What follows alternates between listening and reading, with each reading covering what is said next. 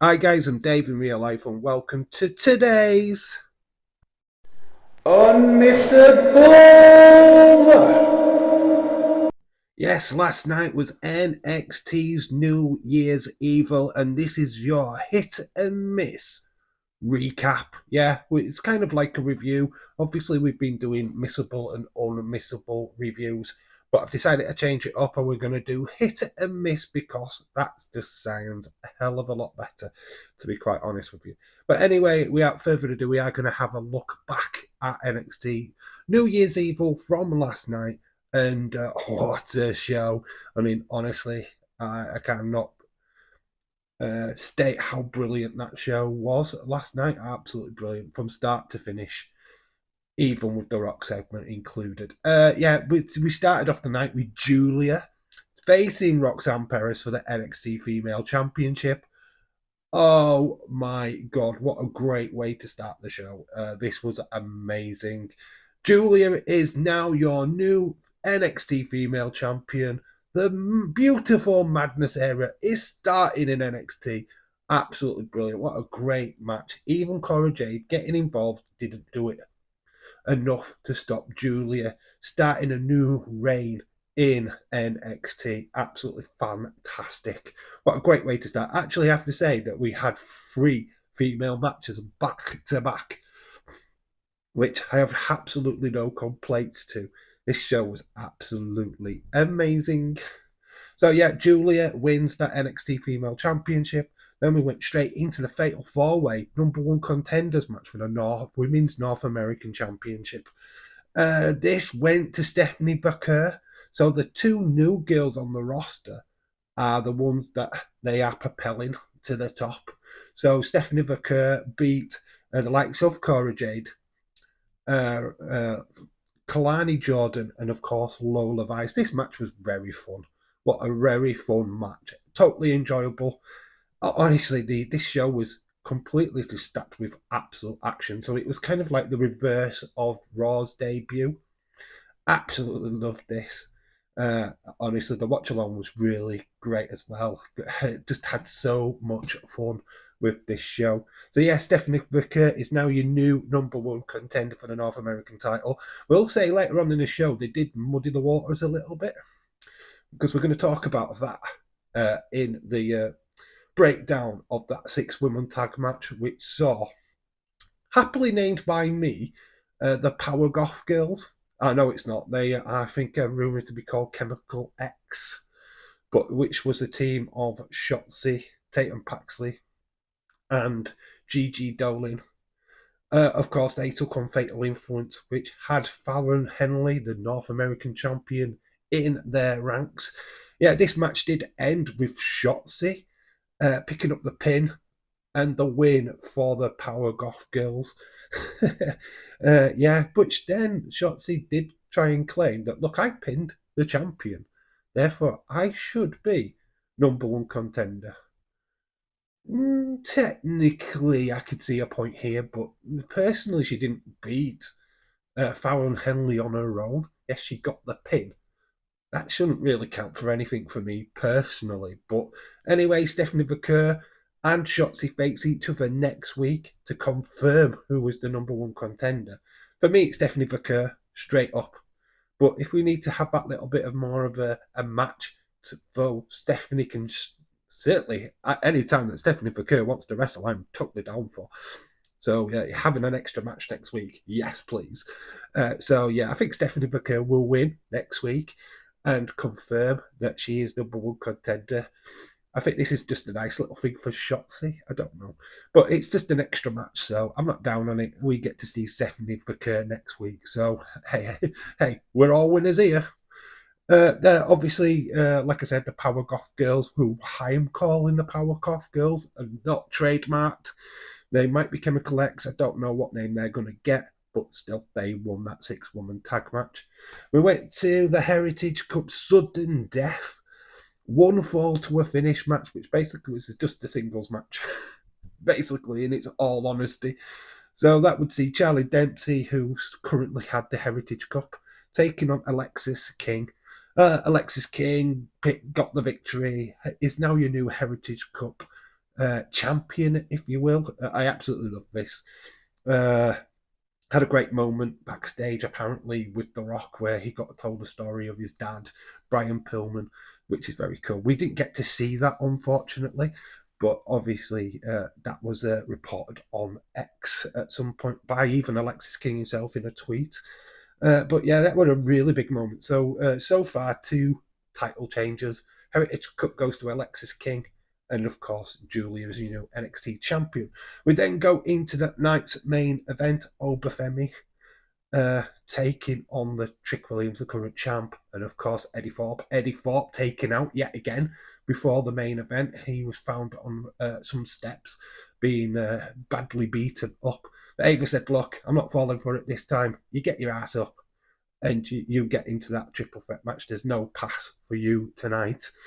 It did turn out that it was Obi Bei what attacked him. And obviously, we've got a really interesting matchup between Trick and Obi Bei. In fact, this was the match I wanted from day one. I wasn't keen on Eddie Thorpe being involved anyway. So, this being a one-on-one, I was totally down for. Obviously, Trick Williams looking a lot like Muhammad Ali. Absolutely, he even had the greatest or great written on his robe as he came out to the ring. Obi Bei just absolutely a beast. So down on his gimmick and his the way that he looks. Certainly the future NXT superstar, obviously future WWE champion. Obviously he's getting groomed the right way. But yeah, it did go to Obi Bei. He wins the NXT Male Championship. He is your champion going forward. So 2 major title changes. This means that we're changing of the guard.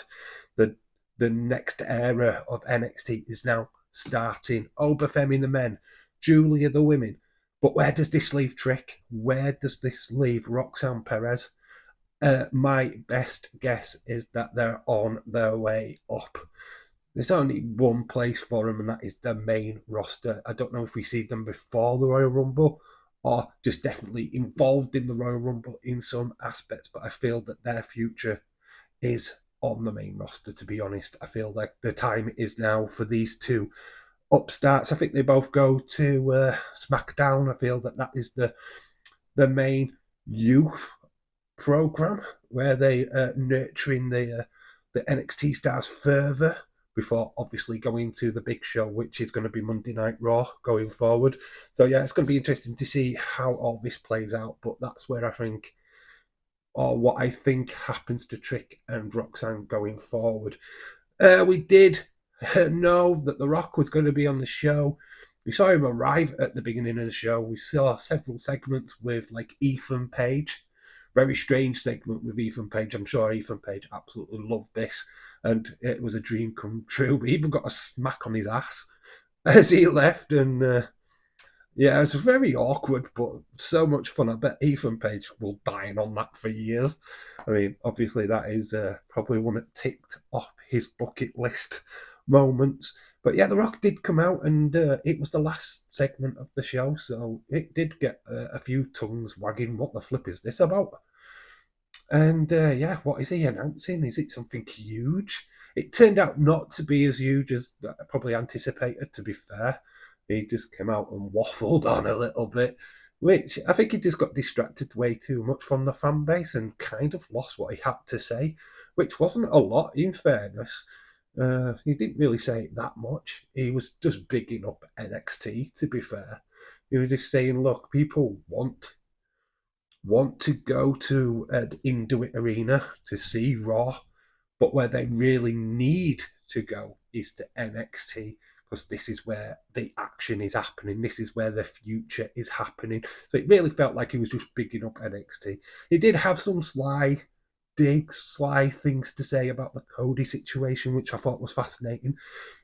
Apparently, he was saying that last year he was people would come up to him in the gym, in the shopping centres or whatever, asking him why was he being so mean to Cody.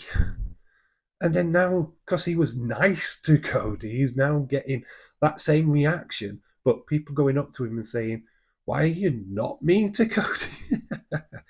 Look, I mean, I know a lot of people are a little bit pissed, and because they wanted that story to develop and be more apparent. You know what I mean? They didn't want that closure on The Rock and Cody. They didn't want closure on The Rock and Roman.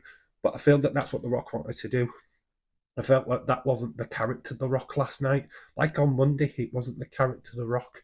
It was Dwayne Johnson, the major shareholder in TKO. And I think people are forgetting that them lines have been blurred a little bit. He wasn't the character The Rock. Like he also said to Ava earlier in the night, he said that, look, I might be the final boss, I might be this, that, and other. But on this show, Ava's the final boss, which made perfect sense, in fairness. So, yeah, that is pretty much what happened. Rock segment was a bit weird. He got distracted way too easy from the crowd. Didn't really have that much important things to say, to be honest. He's just picking up NXT, so yeah, make of that what you will. He kind of made out that he's got a plan and that he's 20 steps ahead. I'm not sure if he is, but you never know. Honestly, you never say never to anything in pro wrestling. It's never done. Nothing is ever finished. Nothing is ever completed. So he could return to them feuds in the future, definitely. But for now, WrestleMania 41 off the table. The Rock ain't there. They ain't gonna be Rock Cody. They ain't gonna be Rock Roman. So we're gonna move on now and see where we are gonna go with them particular superstars going forward. My best guess is Roman will see CM Punk at WrestleMania, and maybe, just maybe, it could be Cody Cena, or a variation Cody Cena or Kevin Owens, whatever. I feel that they're the lines we're going down. Honestly, it's going to be very fascinating how the Rumble will play out. So cannot wait for that. Anyway, thank you for everyone that joined me for NXT last night. It was an absolute blast. We are doing the Retro Royal Rumble 2005 watch along tonight, or as you watch this video, it will be later on today. Please hit that notification bell so that you know when that is going to go live. So yeah, that stream is up and running. So you can go find it now, and yeah, you will be able to put the notification bell on that. It reminds you when it starts. So go do that, definitely. And I'll see you tonight for that watch along. That is going to be the last watch along this week, unfortunately. We will be back for Monday Night Raw on Netflix on Monday. Cannot wait. That show looks already very interesting as we go back to its proper format. Felt like Monday Night Raw was a special show, not the proper show that we know and love. But yeah, we'll go back to the proper episodes of Monday Night Raw next week. We're back with NXT next week as well, and we are also doing SmackDown next week. So very busy week of streams next week. So yeah, if you like what you see, please come and join me for them watch-alongs. Anyway, let me know what you felt or thought of NXT last night. This was definitely a hit. I gave it an 8.5. I really enjoyed it. I thought it was better than Raw the night before, which I gave an 8. So yeah, put your score in the back. Was this a hit or was it a miss? Let me know. For me, it was definitely an it, baby. So I've been Dave in real life. You guys have been awesome. Until the next time, bye for now.